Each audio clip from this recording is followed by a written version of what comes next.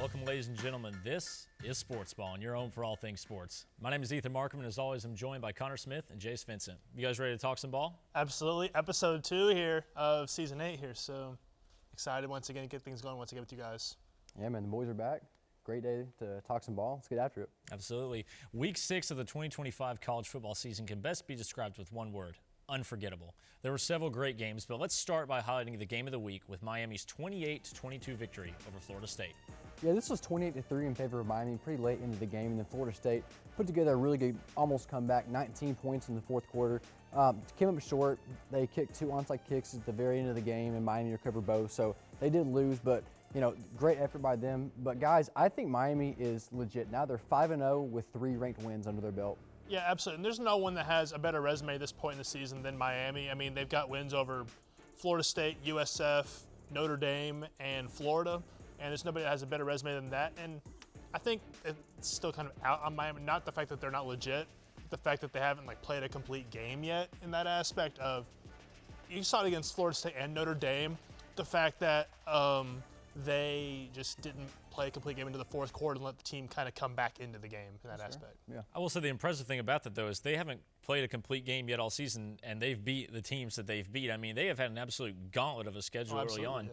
and they've looked great. And I think the biggest thing is that Carson Beck looks way better than he did last year. Yeah. I mean, especially against 241 yards, 4 touchdowns, and that's pretty much been like a game-to-game basis for him. I mean, it also helps whenever you have Malachi Tony, who's one of the best receivers in the country. But to your point, he's looked a lot better. He's not throwing interceptions near as much this year, taking care of the football. He's been a lot more efficient. 20 for 27. I don't remember that being a stat line all year last season for Georgia. That looks like the old Carson Beck, the year they went to the SEC championship and lost to Bama. Absolutely. It looks like it was what you're talking about, Carson Beck from 2023, really, where he seems to have found a new home in that aspect and working with Malachi Tony. And it seems that it's working out well for Miami, and they haven't played a complete game yet, and they're undefeated in their top 2 team. Absolutely. Now let's take a second. Let's shift away from game of the week. Let's look at a game that was not supposed to be memorable in any way, right? UCLA hosting Penn State, number 7th ranked team in the country. Great defense as always. And they just get dog-walked by the Bruins. 42-37. UCLA fired their coach, 2 weeks ago? Their offense coordinator did not return. They have Jerry Neuheisel, the son of great head coach Rick Neuheisel. 33-year-old Colin plays for the first time, because I believe he was the quarterback's coach. OC for the first time. Didn't he know how to work his microphone? Nico was saying at points he was calling his own plays, and he hung a 40-burger on Jim Knowles and Penn State. Yeah. I mean, Jim Knowles, one of the backbones of Ohio State, building off of that defense that made them so great and won national title. He's still one of the best DCs in the country. I'm not going to hate on him for one bad performance, but Nico, 5 total touchdowns. I mean, where was that, Tennessee? Nowhere to be found. Great question. But James Franklin and Drew Aller, they're kind of chopped at this point. No tech. But there's no tech there. But No tech, it's real. No, it's just real. But James Franklin's not going to get fired. And sorry, Penn State fans, there's about 50 million reasons that he's not going to. So Penn State's stuck with him for a couple of years. They're going to be stuck with him for a little bit longer. And to put things in perspective, by the way, they were favored by 24.5 points going into that one. Now we'll look over in Knoxville as the Volunteers are coming off of a bye week and preparing to take on the Arkansas Razorbacks this Saturday. The Hogs upset the Vols last season 19-14 in Fayetteville, and this could actually prove to be a pretty pivotal matchup for both teams as they're on very opposite ends on the season. Yeah, I mean, like you said, very, very different teams. Tennessee is top 15 in the country, looking like they're going to be another CFP team. Arkansas, they started out well. I believe they won 2 games in a row and then lost one week 3. Got dog-walked by Notre Dame. Now they're kind of limping in to Knoxville without their head coach. I will say, though, Taylon Green, number 1 in total offense in the country with 1,839 yards and 14 total touchdowns. I think this game will be a shootout.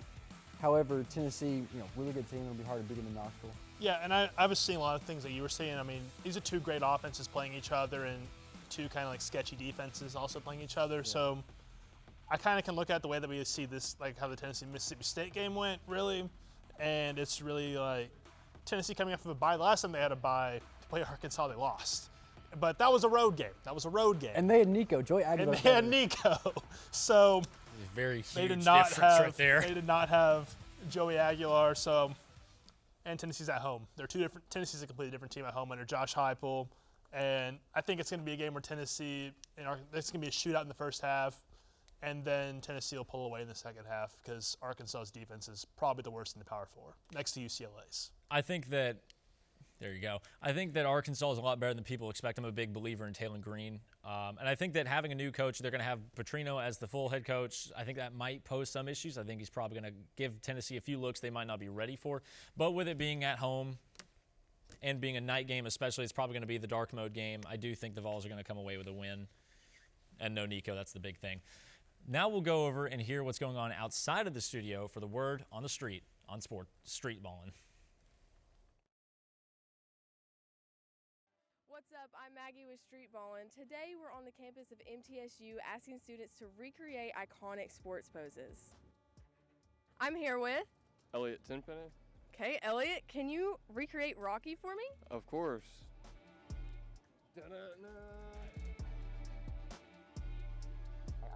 Go for it.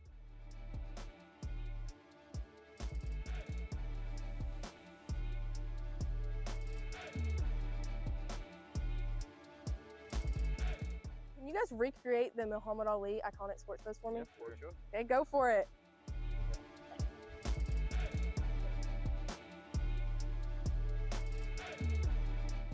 Yeah. Go for it.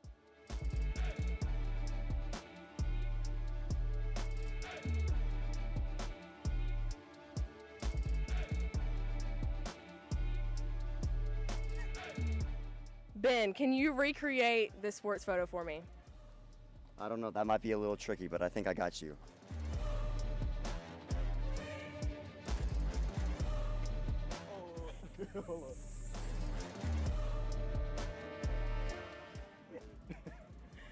Perfect. Austin Davis. Okay, Austin, can you recreate this Usain Bolt picture for me? Yeah, I got you. Go for it. Yeah.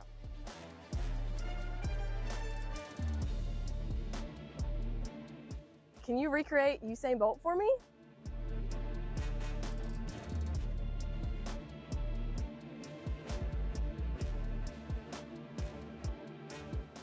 I'm here with Maggie Weir and Maddie Morshak. Okay, Maggie and Maddie, can you guys recreate this sports photo for me?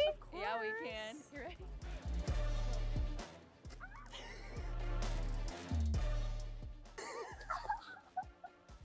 Wait, we should practice for me. For sure. Go for it.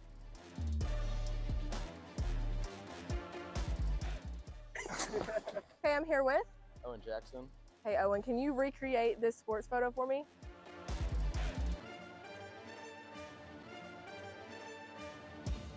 Can you recreate this iconic sports photo for me?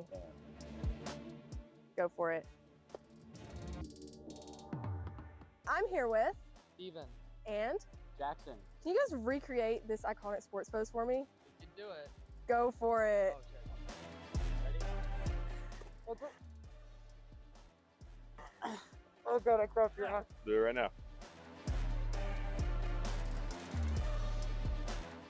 Great. Can you recreate this iconic pose for me? Night night.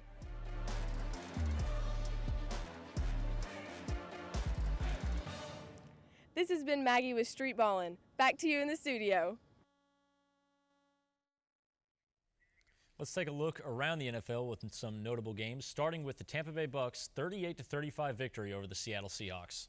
Man, what a game. I mean, both these teams put up offensive clinics. 889 total yards between both of them. Tampa Bay wins 38-35. Jace said it during the break. You know, Baker Mayfield and Sam Darnold looked like they did in college when they were Heisman Trophy finalists, or when Baker was the winner and Sam Darnold was still up there. He was in the finals, but you know what I mean. Great ball game, you know, shootout, awesome. Yeah, and I mean, like you were saying, it looked like these two guys were just vintage in their Oklahoma and USC days. 720 combined total passing yards in this game. So, and Sam Darnold probably had the best game of his career. Yeah.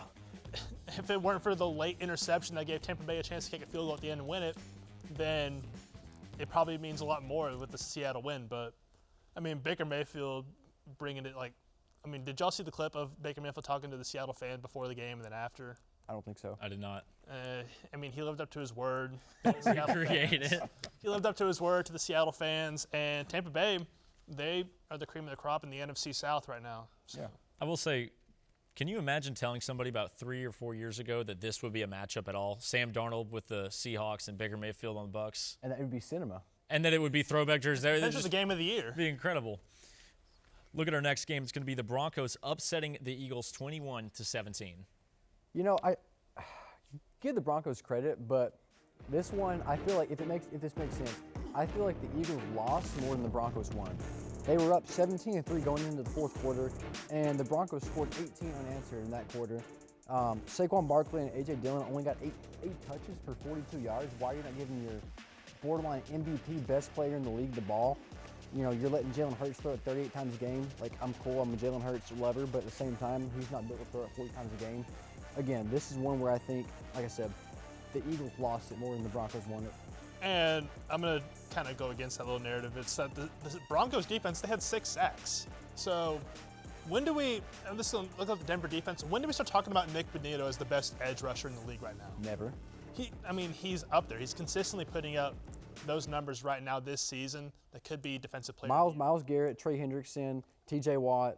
Just saying, nobody's talking about him, but 18 unanswered Byron points Micah by Parsons. 18 unanswered points by Denver that gets them after they're down 17-3. So Bo Nix and that offense is there once again. Bo Nix did not throw picks. I will say, just throwing out there to your point, Saquon's averaging just 53 yards a game this year. I think that there's something going on with the Eagles play calling. Well, now we're going to look at the Titans, who picked up their first win of the season, maybe their only win, but their first win of the season against the Cardinals in what has to be the flukiest win that I've ever seen in my life. Listen, camera, there's people watching, look me in the eyes. This was a good win for the Titans, but they're still a dumpster fire, and they're still a bad football team. Well, this is part of the reason why they won. They're still horrible. This is part of the reason why they won. They're still a horrible. They're still a horrible football team. And the Titans can't even tank correctly. Okay. I don't know about that. We did a good job last year. Say your piece, Jace. It's this game clip, sucked. this clip, and the one of the. I'm pretty sure it's this clip. The interception. Oh no, it's not. The interception that was the fumble into the touchdown. That's the only reason that the Titans won. Is because Arizona sucks and gives. This game in general sucked. It's because Arizona sucks and gave Tennessee the win. It's just what this is now just prolongs the inevitable and keeps Brian Callahan around one week longer. It's like a Billy Napier situation at Florida. It's just you're just waiting for him to get fired, and then he's just still there and just wins a game. I mean, what it is. if we want to find a way to have something positive at all, Cam Ward, that final drive, right, leading him down the field to get into field goal range. They could have punched in for a touchdown if they felt like it. You know, you like to see that from your rookie. I think they've got a good foundation. Just nothing. Nothing around him. I say foundation. I really just mean Cam Ward. But, you know, I mean, they have a quarterback to work with, right? They've seen a lot of good things through the first 5 games. Yeah, well, and producer, I'm blanking. I don't know why. Sorry, producer Drew just said in the microphone, Calvin Ridley had 131 yards receiving, so great game from him. I got to see it more consistently, though, because he has drop problems. I mean, that dude is stealing money from the Titans to drop 3 balls a game. But, however, Bama grad. Yeah, I mean, if you're a Titans fan, you're sitting there at 1-4 or whatever they are, and you're blaming Cam Ward, then that's not it. It's been everything else but Cam Ward. And Jeffrey Simmons had a big day as well that we're not talking about. So 1.5 sacks. Titans typically losing in spite of Cam Ward. We'll take a quick break from the action, and when we return, we'll have our hot takes of the week. What are you doing in there? I wouldn't do that. What are you doing? What are you looking for?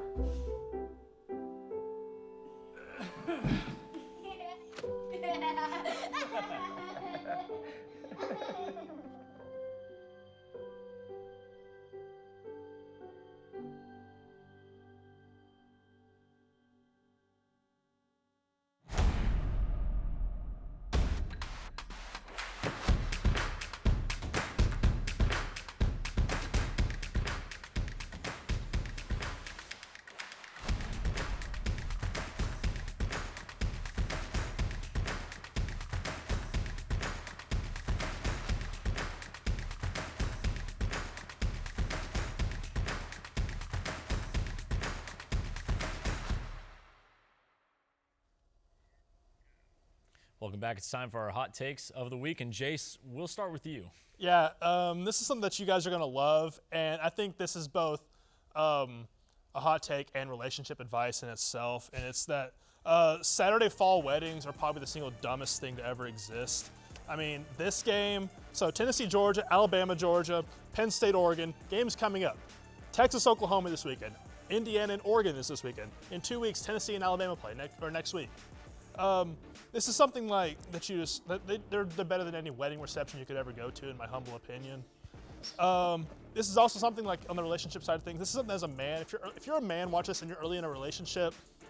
This is something you just have to like put your foot down on and just say like you have to like put your line in the sand and just say like I can't do this. Getting married on a fall and not watching like Tennessee and Georgia is probably the most pathetic thing I've ever seen, to be honest with you. Could you imagine telling someone last week that you missed Tennessee and Mississippi State going into OT, I think 2:30, and then you missed multi-view between Bama, Georgia that came on the final possession, and Oregon, Penn State that went to OT because you wanted to go to a fall wedding? Are you serious? Or going to a pumpkin patch or something like picking apples. College football is king. I love it. I do love think it's this. worth noting that none of the guys who went to a fall wedding on any of those days wanted to go. And right? you also know, you see those videos and girls will be saying that like guys are like on their phones watching a game and like why they should be doing it. I mean, college football is God's best invention. it is. I mean, there's so many better things than going to a wedding that you could be doing in the fall. So that's Facts. It's the facts. This is the first time that we're unanimously in agreement, but now, Connor, we'll go to yours. Boys, I'm going to say that for the third time since 2014, the national championship is an all-SEC affair. You look at this year, and you know there's no elite teams really. I mean, I'm sure at some point they'll pop out, but right now there's none. And the cream always rises to the top. The SEC is the best conference. It's not close. They have 9 ranked teams this year, with Ole Miss, A&M, Oklahoma, Bama, and Georgia all being in the top 10. So in a year where there's no really clear 1, 2, or 3 best teams, why not go with the cream of the crop with the SEC? I disagree. I think there's Really? going to be a Big Ten team in there, whether that's Ohio State or Oregon. It'll be one of those two teams, Ohio State or Oregon. Alabama, Ole Miss. Playing Book it. Ole Miss one.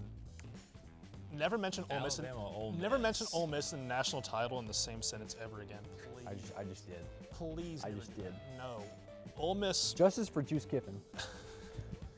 Ole Miss in national title is hotter than the hot take in itself that you just said. Dude, Trinidad Chambliss is the truth. What do you mean? Ole Miss is not a national title contending team. So, Ethan, please chime in. I agree that there's a very high chance it's going to be another SEC versus SEC matchup, but Ole Miss, and don't get me wrong, I'm high on Ole Miss, but I mean I don't know if I'd go ahead and bookmark them to a Ole to a Miss natty. may make the playoffs. There's only 3 teams I can definitively say, yeah, they're better than Ole Miss. We're Nationally. also in week 7, and Ole Miss has 1 loss or it's undefeated up to this point. We'll see. But yeah, I think it's gonna be an all SEC affair. So I trust at least one of Bama or Georgia to be in there because I agree. Yeah. The thing is, we all agree on that. It's just the Ole Miss thing has thrown us. The Ole Miss thing seems to is have thrown us just- for a loop. Justice for Trinidad and Juice Kiffin. Okay. We'll now go to my hot take, and my hot take is that LSU is not elite. In fact, I think LSU is kind of bad. They're definitely not living up to the hype. They are looking terrible offensively this season. They don't look good on defense when it counts. They can't play up to competition. Their best win so far this season is what? Clemson? Clemson's not that good either. They're unranked. Exactly. Untested, and when they do go up against good teams, they just don't look that great. And I can read you some numbers on their offense. They're 80th in scoring. They are 46th in passing offense. They are 121st in rushing offense. They are easily, maybe outside of, no, they might be the worst offense outside of maybe Kentucky in the SEC. They're just bad. And this is a constant trend with Brian Kelly at LSU, wasting talent, overhyping guys like Garrett Nussmeier. And I think they're probably going to lose another 3 games on the season because they have 4 ranked teams left, and that's at Vandy, hosting A&M, at Alabama, and at Oklahoma. I don't get why everyone is still so high up on LSU. You know what's going to be funny is that LSU is going to be on the fringe of playoff contention going into week 13 at Oklahoma. They're going to be like 9-2 going on the road to Oklahoma. and then lose because it's a big game because it's Brian Kelly. That's what's going to happen. They're going to be on the fringe of playoff contention. They're going to be like 9-2. And then big game Brian Kelly is going to strike, and they're going to lose on the road at Oklahoma. I'm thinking 8-4. See, I'm lukewarm on this because on one hand, I agree with what you're saying offensively. However, they're not going to say it, but if you watch his film and how he's not using his lower body, Garrett Nussmeier is in fact hurt. He's playing injured. So the offense has not been near as good as what it could be with him. But they're never going to run the football. And if you can't run the football, you're not going to be elite. So from that standpoint, I agree with you. I think they'll be 9-3 this year because they won't run the football and Garrett Nussmeier's hurt. They have a great defense. The defense just needs to step up. They're a lot like Tennessee last year. The only difference is they can't even move the ball on the ground, let alone through the air. Yeah. We'll be back here in a moment where we'll take a look at our favorite segment. It's Connor's Question right after this. As a mother, you don't want to have to worry about this bill is coming, but then she needs this chemo. That's a decision you shouldn't have to make. El que San Jude no cobra ni un centavo para nosotros significa quitarnos todo ese estrés, esa preocupación y podernos enfocar en nuestra hija. That was the first thing I was like, how are we going to do this? When St. Jude told us that we didn't have to pay a single bill, I was like, wow, they pretty much have saved us. It's like the world has been lifted off of your shoulders, and now your focus is supporting this child. There is not another hospital like St. Jude. The patient care is unmatchable. It saved my life. It saved my daughter's life. It saved our family.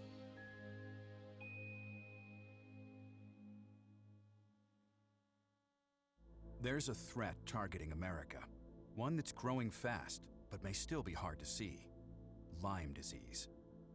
Spread by tiny ticks, often smaller than the head of a pin, this dangerous disease is now more widespread than West Nile, tuberculosis, and HIV/AIDS combined.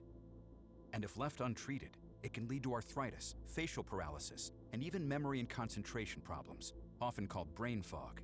As the threat of Lyme disease grows to more than 300,000 projected cases each year, it's time for us to target Lyme disease. That means checking for ticks when you've been outside, even in your own backyard. It means seeing a doctor if you experience the symptoms of Lyme disease, which can include joint pain, flu-like symptoms, fever, fatigue, or sometimes a bullseye-shaped rash. Set your sights on stopping Lyme. Learn how you can target Lyme disease at targetlyme.org. It's now time for Connor's Question. Connor, what do you have for us this week? Thanks, Ethan. This week I have for you guys, did NIL and the transfer portal secretly fix college football? I think we've all had our fair share of whine and complain over the portal and this new era of college football. But, you know, now that they've put some guardrails on, it's made things a lot equal in terms of teams offering playing time and NIL money, the revenue sharing does that even more. And now you have it where, you know, if guys aren't getting playing time or not getting the money that they think they deserve, they can go wherever.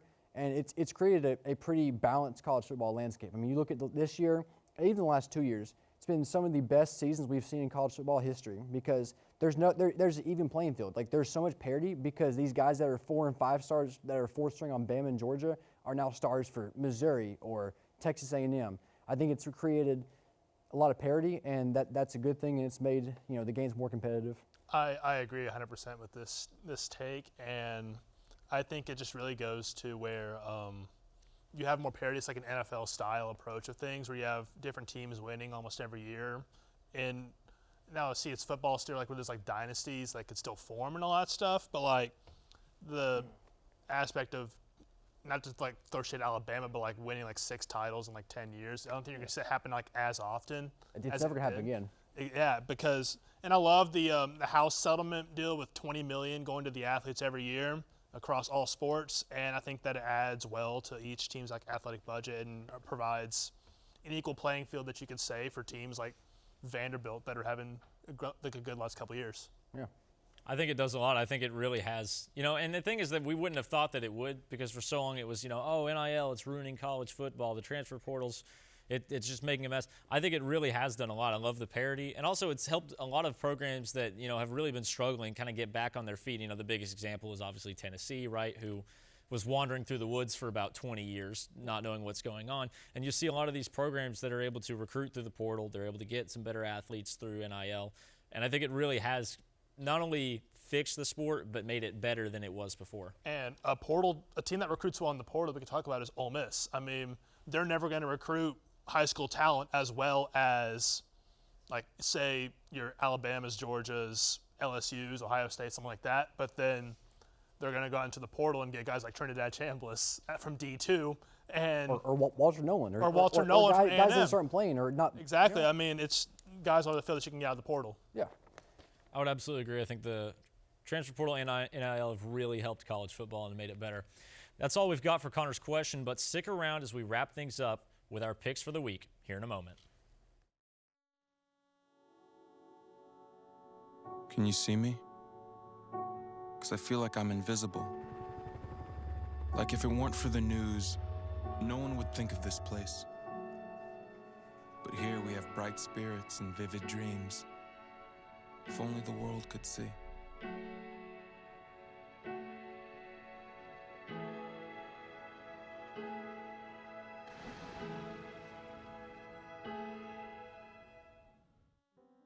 Some places have the power to transform us, connect us, move us. This is the power of place, the power of parks and open spaces to improve cities, communities, and ourselves. This is the work of the Trust for Public Land, putting open space within reach of every person in America. Help us create the power of place and healthier, happier communities nationwide.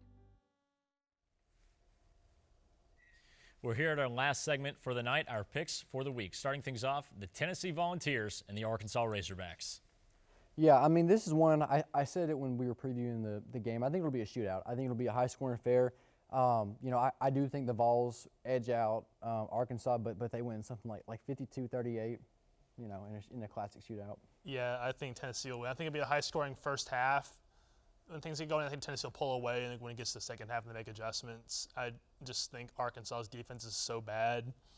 But give me Tennessee by a couple scores. I think being at home, coming off a bye week, time to get healthy, I think the Vols definitely take that one. Our second game, Titans versus Raiders.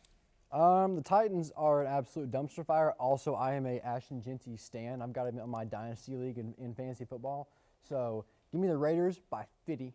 More like 10, but this game's stinky. This game is stinky. It's this. What is it? 2 1-4 teams. Give me the Raiders. I mean, just for fun, you know what? Cam Ward finds a way to make something happen, and Jeffrey Simmons has a big day. Give me the Titans in what will be another miserable game. Here's a fun one: Oregon versus Indiana. You know, on paper, this should be a really good game. And Jace made Indiana his hot take last week. He thinks they'll be a CFP team. It's the most lukewarm take ever. I also don't disagree with it. However, I think Oregon comes in and lays BTA and shows the world that Indiana is still Indiana and that they beat up on the little teams but can't beat the big dogs, and they win something like 38-17. I'll go Oregon. Oregon in big games shows up, but I think Kirk Cignetti in big games has shown up as well. For the most part, but I'll take Oregon at home. They have College game day and everything going their way, so give me the Ducks. Give me Dan Lanning and the Ducks, Oregon all the way. And now for Monday Night Football, the Chiefs and the Jaguars. Kind of an underrated game. I mean, both teams are not having great seasons, but, you know, give me the Chiefs. I trust Patrick Mahomes. This one's in Kansas City, right? I believe so. Yeah, give me Kansas City regardless. It's an AFC South team, so give me the Chiefs and Patrick Mahomes and all those guys. I completely agree with it. Go ahead and give me the Chiefs. That's all the time we have for tonight. We thank you for tuning in, and remember to look for all future episodes of Sportsballin on YouTube and Blue Raider TV every week on Tuesday. For Connor Smith and Jace Vincent, I'm Ethan Markham. We'll see you around. Good night.